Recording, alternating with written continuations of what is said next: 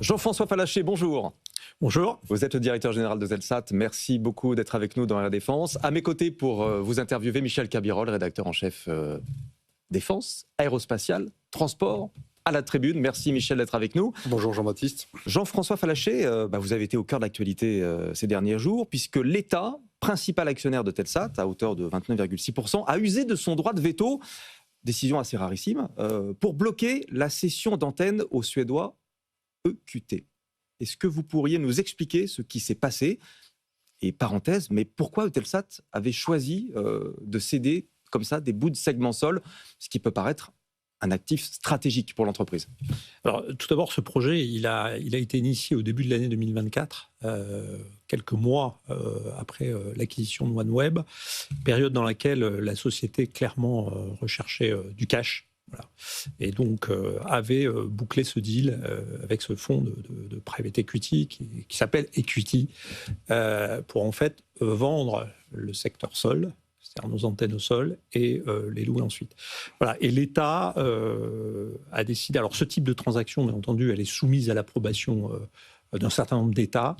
Et l'État français, dans la nouvelle situation qui est celle de Telsat, a décidé vraiment qu'on était un actif absolument stratégique. Vous savez qu'on a aussi signé un accord avec les forces armées françaises, un accord important, puisque c'est un accord d'1 milliard d'euros sur une période de 10 ans, visant à doter l'armée française de capacités de communication OneWeb Eutelsat. Et pour qu'on comprenne bien, qu'est-ce que représente aujourd'hui le segment sol pour Eutelsat? C'est, j'allais dire, le cœur du réacteur de l'entreprise. Vous avez des stations qui sont réparties dans le monde entier. C'est quelque chose d'absolument vital. J'allais presque vous dire, c'est plus important que les satellites. Alors, effectivement, peut-être pour vos téléspectateurs, on peut redire en 2 mots ce qu'est Eutelsat. Donc, Eutelsat, une entreprise historique qui opère des satellites depuis plus de 47 ans. Alors, à l'époque, c'était des satellites dits géostationnaires. On peut, pour vos téléspectateurs, redire ce qu'est un satellite géostationnaire. C'est un satellite qui a une orbite de 36 000 km, relativement haut donc. À cette orbite-là, le satellite tourne exactement à la même vitesse que la planète. Donc en fait, un satellite qui est positionné au-dessus de la France, il sera toujours à ce même endroit. Bon, ces satellites-là, ils faisaient de la diffusion vidéo au départ, et puis début des années 2000, on a mis en place des satellites pour faire des télécommunications, de l'accès Internet.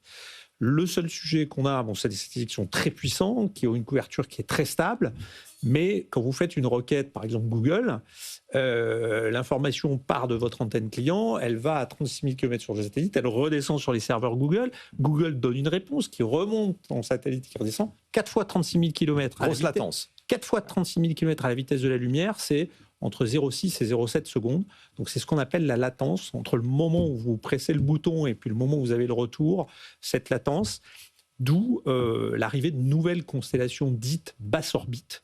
Ça, c'est OneWeb, c'est l'acquisition qu'a fait Eutelsat, c'est le nouveau business de Telsat depuis 3 ans maintenant, qui en fait est un objet très différent, c'est une constellation de 650 satellites qui sont dans des orbites basses, donc non plus à 36 000 km, mais pour nous à 1200 km. Et donc, nous avons sur la planète, au moment où on parle, 41 champs d'antennes. Alors, ce sont des objets d'ailleurs magnifiques. Ce sont des champs de 8 à 12 antennes. Chaque antenne, elles sont relativement grosses, suit un de nos satellites qui passe en visibilité. Et ces champs-là, ils sont partout sur la planète. Donc, on en a en Europe, on en a dans le Nord, près des pôles, en Arctique, en Antarctique, dans des déserts. Et donc, on en a 41 sur toute la planète, de façon à avoir une couverture mondiale. Et c'est ça, ce segment sol. Et il est vrai qu'il est assez critique parce qu'il permet finalement à ces satellites de raccorder les clients et au réseau backbone mondial. Et ces 41 champs d'antennes sont interconnectés avec un immense backbone fibre mondial qui permet de rendre un service de haut débit de bout en bout.